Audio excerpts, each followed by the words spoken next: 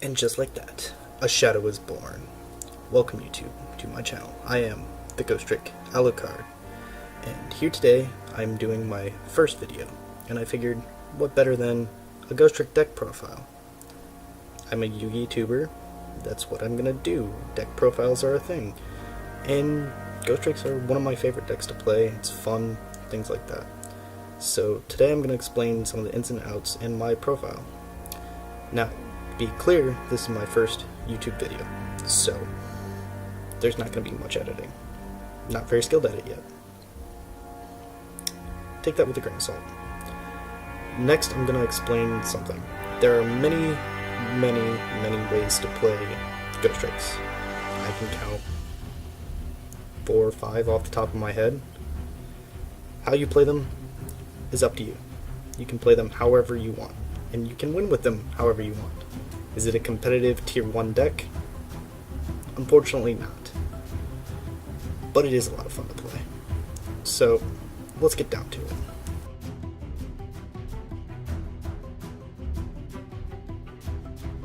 Alright, so before we get into the deck profile itself, let me explain something. This is not the best Ghostrick deck. It is for me, but for you, it may not be. The best one is going to be the one that works best for you. And there are many types of Ghostrick decks. There's Burn, Control, Mill, Tackle Lockdown, Aggro with Duel. Like, it's weird aggro, but it's aggro. It's the best way I can explain it. There's a lot of ways to play the deck. So the one that works best for you is going to be the best deck. Now, I play the Control variant with milling for skeleton as my main win condition. If you like werewolf and you like burn, run werewolf instead of skeleton. Like, it's very interchangeable and you can do whatever you want to the deck. Second off, there's a lot of different effects, but the first 2 effects on each card are the same. It's, you can only control, or you can only normal summon a Ghostrick monster if you control another one, and once per turn they can flip themselves face down. Other than that, I'm not really going to go into details of the effects, so it's, if you need them, you can ask in the comment section or look them up. It's, if you need specifics or rulings, that's the best I can do. Otherwise the video is going to take too long. So I'm going to get into it. 2 skeletons. Banishing cards face down. That's how this guy wins, is because you deck your opponent out and there's not much they can do once the cards are banished. Actually, there's nothing they can do. They're not legal targets for anything. They are face down and they are banished. There's no card in the game as of right now that returns banished face down cards to your deck, and that's the only way I could see it working out. I run 3 Janshi because it is a defensive searcher. It's really good and it's part of the deck. Yeah, searching cards is really good, and if you don't have Dull, you're happy to have Janshi. Janshi's really good. I run 1 Mummy. Additional normal summon, helps you make some power plays, move cards faster, get whatever you need. It's good. And the fact that you can use his effect to summon first kind of negates his second effect, because then you can XYZ and get rid of him. He's not on the field and you get around it, and you still have normal summon. I run 2 Stein because he searches for spell and traps when he inflicts damage. Kind of counteracts the mill and not wanting to worry about back row, which is why I run this type of deck with the Ghostricks, is I don't want to worry about running into mirror forces or D-prisons or anything like that. Or even having to get over my opponent's monsters. But he's good as a Kickstarter when you don't have much, and I also don't mind using him for XYZs. I run 1 Witch. It's a Book of Moon on the stick. It's reusable. She gets you out of jams sometimes. You only really need 1. 3 Dolls. I tried 2. I didn't have enough Doll in my life. She flips all the cards on the, or all the monsters on the field face down, and then you summon off of it. and she doesn't even need to be on the field. It's pretty good. If you see her in your opening hand, you're set to go. You have some support, you're golden. Like, you're gonna take off. The hand traps. I run 3 lanterns. The hand traps in this deck are pretty strong because they don't target. I like Lantern over Jack Frost, but Jack Frost is in my sideboard so that I can bring him in if I need extra. But I just like Lantern better because it allows me to protect my monsters too, not just from direct attacks. So that's why I like Lantern better. But that's just me. If you like Jack Frost, go for Jack Frost. He's pretty cool too. I run 2 Marys because it is equivalently a doll. You discard her when you take damage, and you can summon a doll. You can summon a Janshi if you really need to defend yourself. But doll's pretty good. If it's the last attack, if it's one attack, summon a doll. If you're gonna get attacked multiple times, you can discard her to summon a Janshi. If they attack the Janshi, you flip and you can get another one. Or you can get a Lantern, or you can get whatever you need. But she's pretty good at defending you. You take a little bit of damage, but just a little bit. One attack. One. Inspector. Because drawing cards and keeping your board presence gets you out of jams. It really does. Onto the spells. 2 MSTs. MSTs are good. A Dark Hole, because I don't have Rengeki. An Allure of Darkness, because when you don't have much in your hand to start off with, it helps out. There's a lot of search in the deck, but if you don't have the search power, you need to get to it. 2 Swords of Concealing Light. I would run 3 if I had room.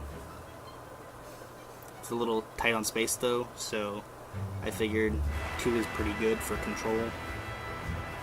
I don't need a lot of them. They show up for me personally, so I don't really need more. If you need to see them more, put a 3rd one in. For field spells, I'm torn between 2 Parades and 2 Mansions. It's personal preference on what you like better. I recommend running at least 1 Parade. Multiple Parades if you're running the Skeleton. Don't run Parade if you're running Werewolf. Kind of dependent on what type of deck you're going to build on which field spell to use. I like both of these. There's trade-offs to having both of them, so I like both of them. And then when I can't choose, Terraforming helps me out to help for the situation. The traps. 2 Needle Ceilings. Because you don't often destroy your own cards with it. They're face down. You can control that. So when your opponent starts floodgating and pouring out monsters, you can go, cool, Needle Ceiling, destroy your field. 3 Scare. A chainable card that messes with your opponent's head every time. It's a really fun card to play. You flip cards up and then you flip your opponent's down. And you don't target theirs. You as a player get to choose which cards go face down. But it's choosing and it's not targeting, so they can't protect by targeting. Like, you can make them unaffected by traps, so they can still lance their monsters, but if they lance their monster, chain another one, if you have it. It's a really good card. 2 Go-Rounds, because interacting with battle phase is pretty good. It's continuous. And it allows you to use your Ghostricks immediately. Say you had not a lot of monsters first turn, or they interrupted your field, but yet you still have Go-Round on the field.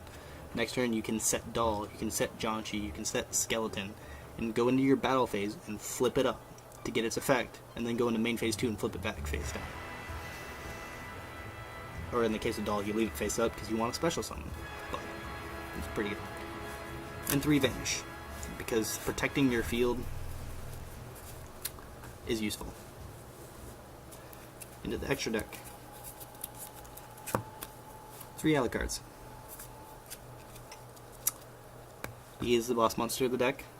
If we had Dark Spoiled Angel, Dark Angel, I think it's called in the OCG, but Dark Angel, Spoiled Angel, same thing. She'd be the boss monster, but Alucard is still really good, and you need 3 for the deck. She's so cute, boss. You only really need 1. I like to run 2 because she's pretty. I mean, it is what it is. 2 Dullahan, because he helps out with the battle phase interaction and he can get really strong. So it's pretty good.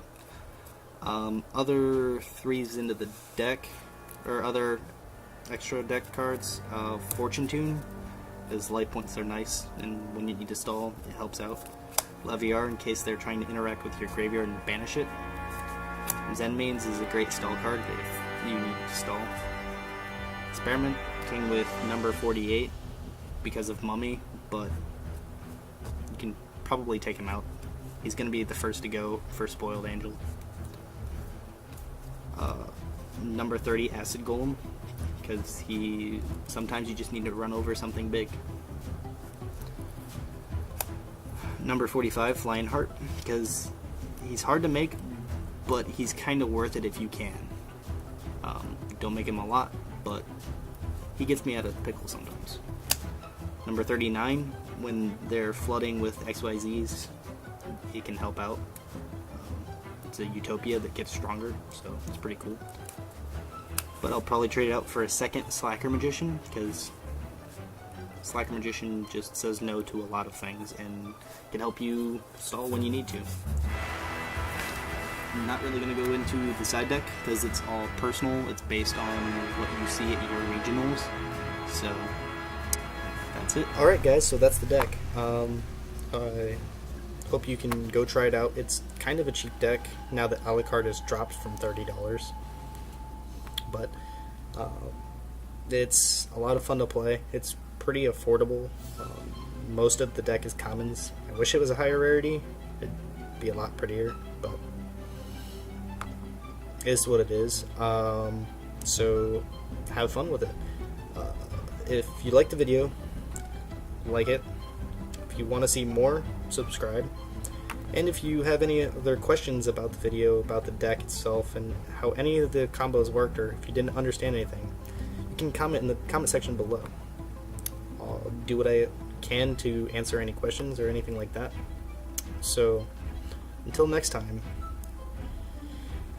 if you can only make one card, make it an Alucard.